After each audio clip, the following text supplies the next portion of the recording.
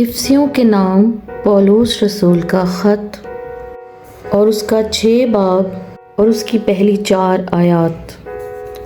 اولاد اور والدین۔ اے فرزندو، خداوند میں اپنے ماں باپ کے فرما بردار رہو، کیونکہ یہ واجب ہے۔ اپنے باپ کی اور ماں کی عزت کر، یہ پہلا حکم ہے جس کے ساتھ وعدہ بھی ہے، تاکہ تیرا بھلا ہو اور تیری عمر زمین پر دراز ہو۔